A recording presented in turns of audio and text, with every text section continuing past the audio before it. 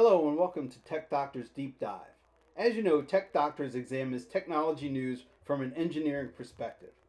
This deep dive series allows us to go into more depth. I'm your host, Tech Doctor Mike Ali, so let's get started. In this two-part episode, we're getting into the problems with humanoid robots. To start with, we're going to give you an overview of what humanoid robots are, what the hype surrounding them is, and the reality. In part two, I'm going to have two special guests to discuss further. So let's get going with part one. Thanks. So let's start with what exactly is a humanoid robot? Well, it's a robot that has the form and capabilities of a human. And they've been around since the term robot was invented. This is from the play Rossum's Universal Robots. And you can see even back then, they were conceived as having a human appearance. Multiple movie iterations. One recent one is I, Robot with Will Smith, very human-looking robots. And of course, cultural icons like Rosie the Robot from the Jetsons. Now, more recently, this form has gotten very popular, and these are just a few. There are a ton that are either on the market or coming on the market shortly. Of course, there's Optimus from Tesla. There's also the Figure robot, Neo, and Pudu as examples, and you can see these all kind of follow that humanoid appearance. And why do people want humanoid robots? Well, the basic idea is that if you want to replace humans working in what are called unstructured environments, you need a device that basically replicates a human. Otherwise, you end up making a bunch of little special purpose devices. What you want is one general purpose device. And if that device is meant to operate in an environment meant for humans, then it's going to end up looking like a human. Now, the key here is unstructured environments, though. And so a structured environment, just to give you an idea, is something that can be adapted to fit the robot. Typical example would be what we're showing here is a work cell in a factory where the parts are being presented to these robots along a very structured work frame. The robots can therefore be sitting in stationary pedestals. They can have whatever form is necessary to operate inside this work zone because it's designed to meet their needs. And examples would be, like I said, things like factory floors, warehouse, to some extent, hospital operating environments and operating rooms can be structured. They're using robots in those environments today, and even large farms. When you think about, well, sure, dirt and fields and things can't just be structured any old way, but you can certainly handle what's in that space. You can set up fences, you can put in sensors, you can do all kinds of things to make that environment more friendly for whatever form of robot that you're using. Contrast that with an unstructured environment where it's much better and easier and may only be possible for the robot to adapt to that environment. So a home is a great example where there is no such thing as one standard home with standard furniture and standard different toys and game, whatever things are in a home, kitchenware, utensils, etc. Offices to a large extent are unstructured, schools and things like construction sites. And maybe it's not so much an either or, there's a bit of a continuum. But as we move from a factory floor to a home, we're clearly moving into an environment where it seems more likely that what you need is a robot that looks like a human because they're going to have to operate things that are meant for humans. And the easiest way to do that is to look like a human. And now, what is all the hype about? And from here, we have just a few examples. A couple of these are from the Figure robot, where, and this is from their website. This is publicly available information. They're bragging about how this robot worked at a BMW plant, 10-hour shifts, 90,000 parts loaded, and basically always giving this impression that, hey, this robot was put on this floor and given a task and basically did the job just like a human. This other example that Figure gives is folding a towel. So the idea is that you could have it do your laundry because they presented it a bunch of unfolded towels on the right, and the robot then proceeded to fold them on the left and was able to use very human-like movements. Obviously, a towel is not that easy to fold. It's flopping around, and each towel does something different. It was able to do it. And then Neo, the example they give here was basically working with a professional chef to basically cook a dinner. Um, and basically, what you hear over and over again when you read and see these things is that these robots are working now and will be ready for general use shortly. So that's the hype, is that, either they're ready now or so close that, in some cases, right, you can order it now and it'll be ready very soon in the spring of this year or something. So that's the idea, is that we're not just saying these things are far away and we're making progress and here's the latest. It's no, no, no, these things are imminent. And that's the question that we want to ask ourselves.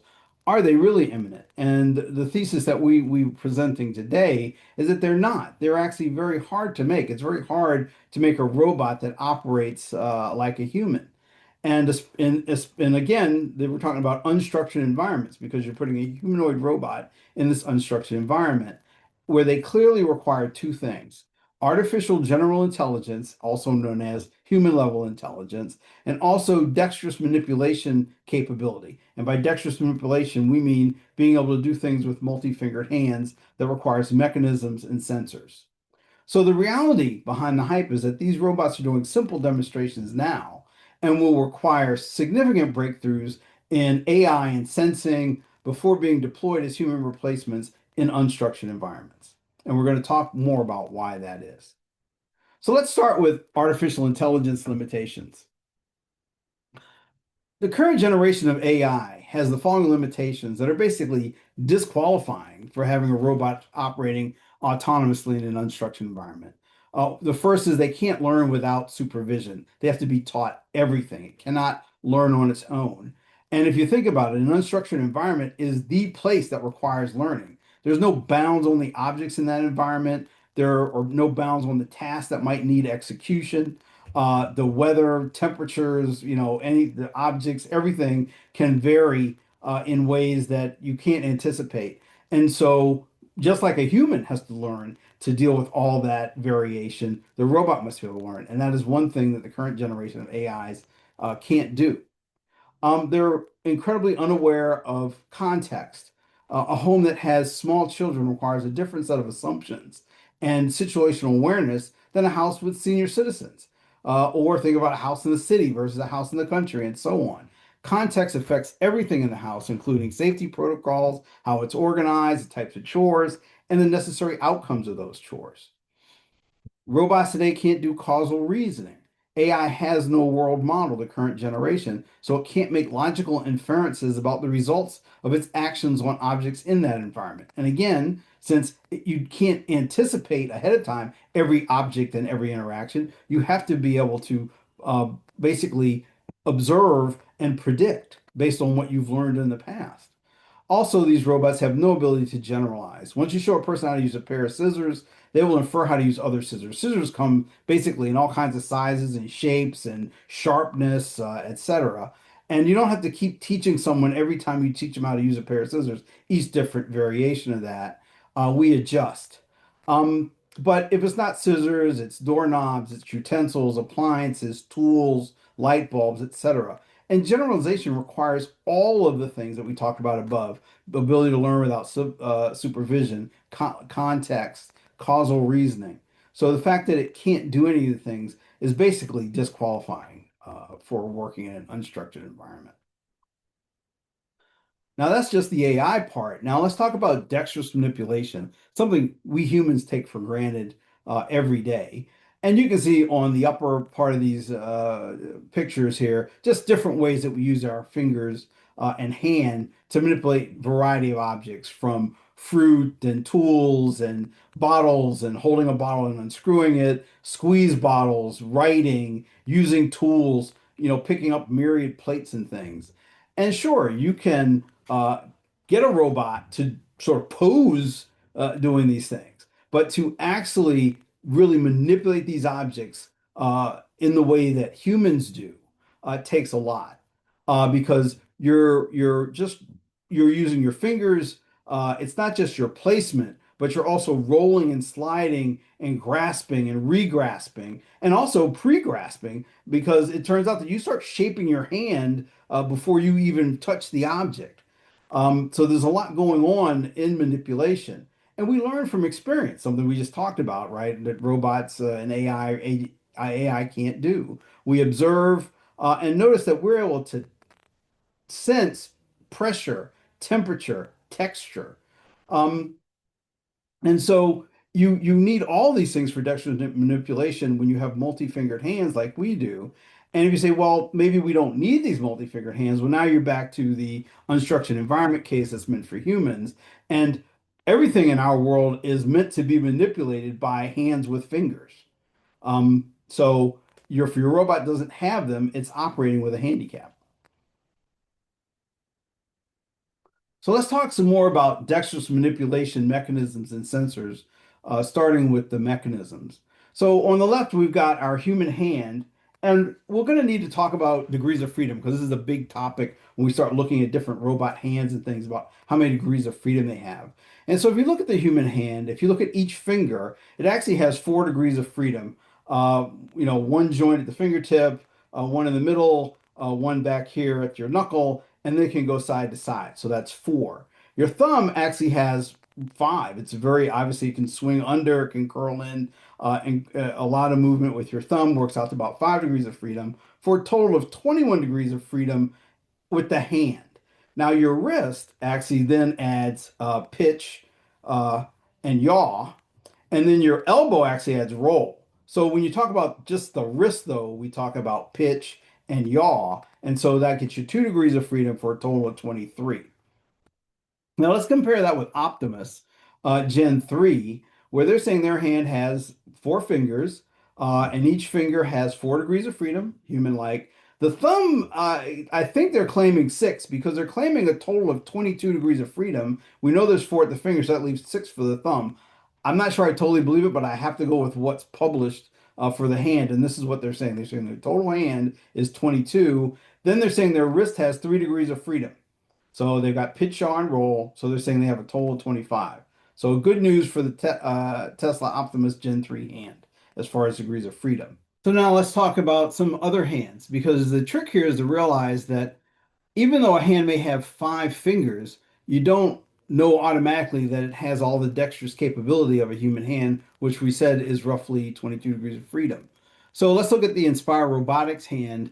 In this case, even though it has 4 fingers, or 4 fingers and a thumb, each finger only has 1 degree of freedom. It just curls like this and no side to side motion. And the thumb has only 2 degrees of freedom for a total of 6. It doesn't have a wrist at all, so that's 0 degrees of freedom. So now you've got 6 degrees of freedom that they sell that hand with. Assuming maybe you can put it on some sort of wrist if you needed to, but it's not built in.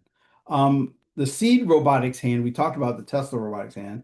The Seed Robotics hand, in this case, it's even trickier because it turns out that of the 4 fingers, the middle finger and the pinky finger are actually linked. So they can only move together. And so that gives you 3 fingers, each that have 1 degree of freedom, effectively 3 fingers, plus 2 degrees of freedom for the thumb, for a total of 5 degrees of freedom. It does have a 3 degree of freedom wrist, so that gives you 8 total for that whole assembly. And then the Poodoo Robotics DH11, the fingers can curl. They have 2 degrees of freedom at the joints, but then they can't move side to side. The thumb has 3 degrees of freedom, which is nice, but your total there is only 11. And again, no wrist, so a total of 11 degrees of freedom. So what's happening is everybody's making different trade-offs with these hands around how many degrees of freedom. And you can make a pretty good case that if you're working in a human oriented environment, anything under human capability is going to be questionable. Now let's talk about sensing because these are the two things you have to understand together, the mechanism and the sensing. And it turns out that the human hand is an amazing device from the point of view of sensing. Again, it can sense shape, texture, slip, shear, pressure. And all that, if you look on the lower right there, is through this web of nerves and sensors that are built in to your into your hand on the surfaces on your palm and your fingers that basically consist of all these different kinds of cells. And each cell, they break them into 4 major types, and each one has a sort of special duty. But look at the density. Your fingertips are most dense. They talk about 230 afferents per square centimeter, where an afferent basically is that sensing element or elements in the hand. Your palm is less dense at about 50, and then you're in between your fingertips and your palm, you're kind of in between. So if you look at, and this is a picture you want to keep in mind because we're going to be comparing it to what mechanical hands can do today, and just you get the sense that you've got this very dense surface, sensing surface that you're detecting all this information on. Again, not just pressure, but also temperature, shear, slip, texture. You're getting a lot of information from these fingertip, from your hand sensors. Now, what can robot hands do today? And this is state of the art. And these are state of the art in the sense that they can integrate with a robot hand. So the ones I'm showing you here are meant to be used with a robot hand. As a matter of fact, we'll start with the one on the right that we saw on the other page, which was the Poodoo hand, where they've got 12 sensing areas, those little blue matrices that you see. And they say they've got roughly 1,000 tactile sensor pixels. And that means you've got out of the 12 areas there, you can see them on the fingertips and again the palm and in between. You've got 1,000, and that roughly splits up. You can figure 12, you're talking about 120 dots total in each of those sensing areas. And compare that again to the 230 sensing elements that are in your fingertips alone. Okay. So, and that's fully integrated. The nice thing is with this hand is that, and this is where some of the trade-offs come, we'll talk about it later, is that if you can't have it all, you can't do all the sensing and all the manipulation, you're trying to do some of the sensing and some, well, this is one place that you can trade off, but it's also note it's nicely integrated. Compare that with the hand in the middle here. That's a four-fingered hand, but what it's using is, again, these state-of-the-art sort of fingertip sensors and they're detecting what they call 18 sensing features to detect its surroundings. And it's really meant to only be attached at the fingertips. And notice the wires coming out, right? This is not integrated with the hand. These are sort of added on after the hand is put together. And now you got these wires and cables running around. And over on the far left there, a similar kind of tactile fingertip with sensing points. In this case, you can see the cabling's a little slicker. It can actually go maybe down inside the finger or beside the finger. But now again, you're only sensing at the fingertips. And unlike our fingertips that again, 230 per square centimeter, this is 12 total sensing points just at the fingertip. No discussion about palm, no discussion about that area between your fingertip and your palm. And notice the middle ones, when we talk about state of the art, many of these things are research because these are being developed by Meta, the ones in the middle, and they're saying these aren't meant for consumers. They're really intended for researchers. So when I say state of the art, I'm sort of saying state of the art, not in the sense of, oh, it's ready for consumer technology, but state of the art as to what people are using in labs and trying to figure out how to make this stuff work. Now, this sensor, the reason I brought it up is that notice it's got a very high density. So in this case, these researchers are using something that's optics based. It uses like a CCD kind of camera. And so, with they call it 10,000 taxels per square centimeter. So now you're talking about something arguably even more capability than the human hand. Notice though that again, it's not integrated with the hand itself. These are sort of added on after the hand is put together, and now you have these big bands of wires that are coming off and running off somewhere. Um, and they do have this ability to sense, though. Notice the area that it's covering, and because they're making it, they're showing this as a comparison themselves. They're saying that out of the whole hand, they're covering maybe 70% compared to the human hand, which is more like 100%. But they're saying of that 70%, you're getting your 10,000 taxels per square centimeter. And again, state of the art, potentially very interesting, human capable type sensing here, but again, not really integrated with the hand and obviously very high end kind of research capability right now, not necessarily ready for prime time with consumers. So again, when we combine the mechanisms with the sensors, I talked about this Poodoo hand. It's got 11 degrees of freedom, 12 tactile sensing areas with those 10, roughly 1,000 pixels. Again, you're far short of human manipulation and sensing capability. Now, the Optimus hand from Tesla, it's unclear. We said it's got mechanical, human level dexterity with the degrees of freedom, but it doesn't talk at all about sensing. We have to find out. I have seen reports of maybe it does some pressure sensing, but I see no evidence of sensors at all in that version of the hand that we see. Maybe some very crude pressure sensors in the tips. And the reason for this is that there's trade-offs. Because in that space that you've got for this hand, you've got to have space for your cables for your joints and wires for your sensors. They need to be robust. This thing is, moving your hands or flexing back and forth, picking things up, putting things down. They need to be repairable. You've got to think again about control because now you've got all this sensing data. And humans, we learn, right? We teach ourselves from the time we are babies, from infancy to learn how to use our hands. We weren't born just knowing how to use our hands. We learn how to do this. So the question becomes, okay, with all this dense sensory information, and all this mechanical capability, how do you then translate that into a robot that then knows what to do? And obviously, cost is another thing because these robots are meant to be fairly inexpensive. Elon Musk talks about, the cost of roughly the cost of a car. And when you start talking about these very fancy mechanisms with these state of the art, cutting edge sensors, that's the furthest thing you're going to get from something that's inexpensive.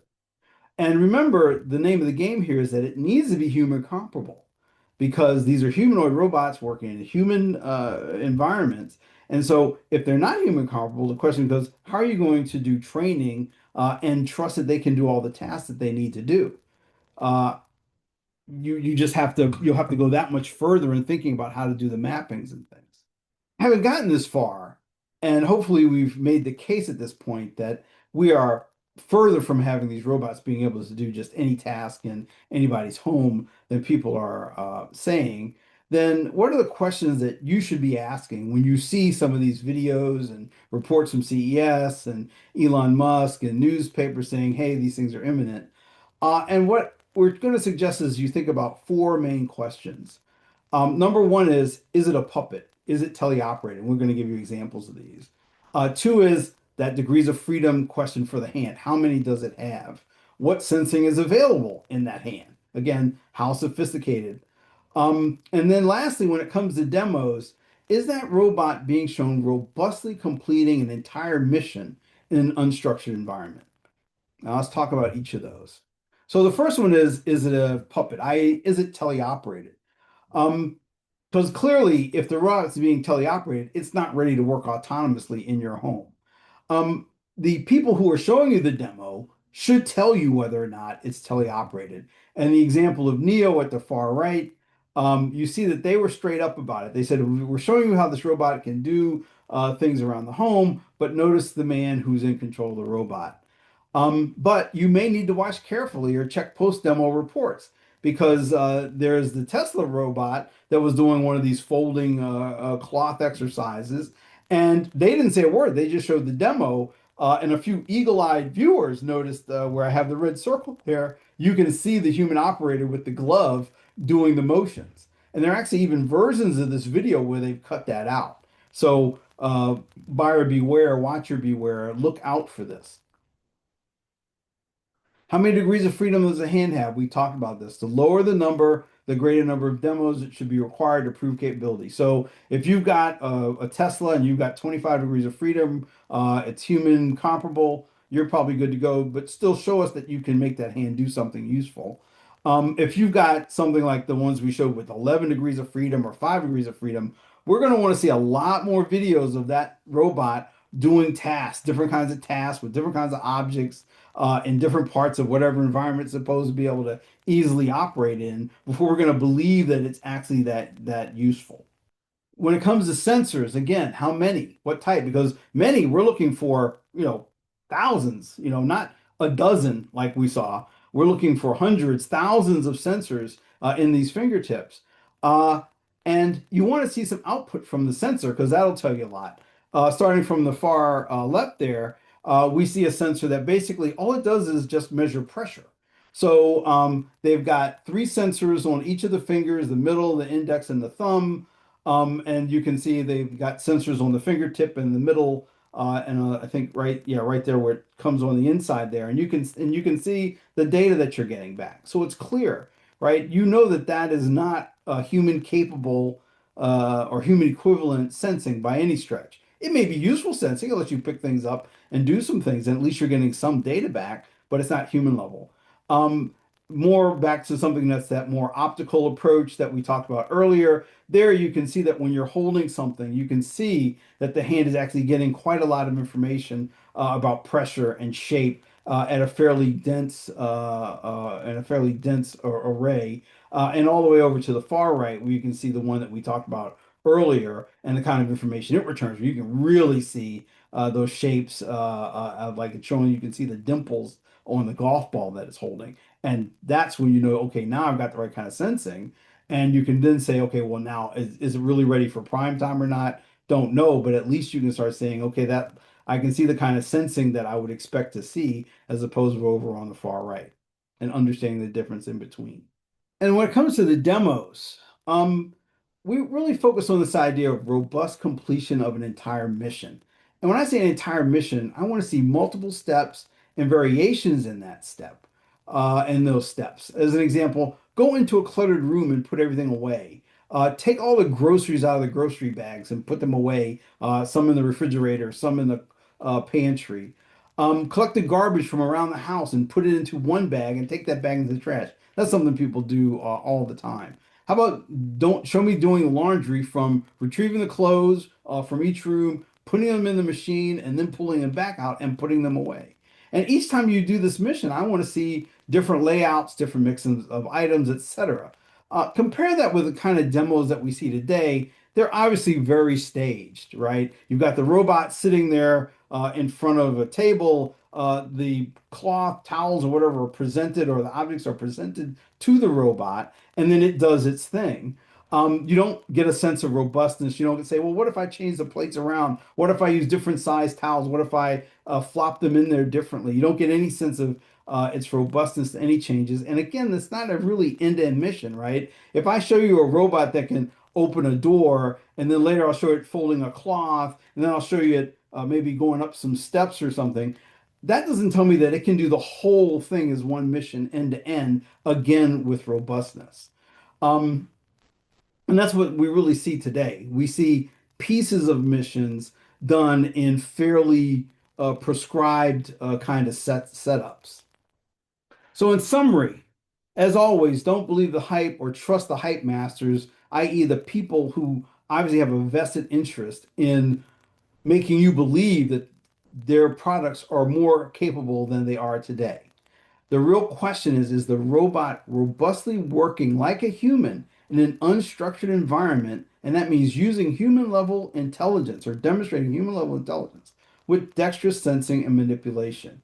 And what's mind-boggling me right now is that the state of the art seems to be all these great videos that came out of CES with all these dancing robots and robots doing flips and robots doing judo and all this stuff. What does any of that have to do with demonstrating human level intelligence and dexterous manipulation? And I like this quote that came out from some people that have been kind of observing this. It said, robots may not be ready to do the laundry or empty the dishwasher, but they've gotten really good at busting a move. And that's a great summary. And if people would just say that and say, well, hey, my robot's really good at dancing, but when it comes to really working your house, it's not ready and it's not going to be ready for quite a while. That would be a better state of things rather than saying, hey, my robot is dancing right now, but that's my indication that it can go into your house and do any kind of task you ask it to do, which is a ridiculous conclusion to ask someone to come to. So that wraps up this part of the Tech Doctor's deep dive on the problem with humanoid robotics. And now what we're going to do is go into a deeper dive discussion.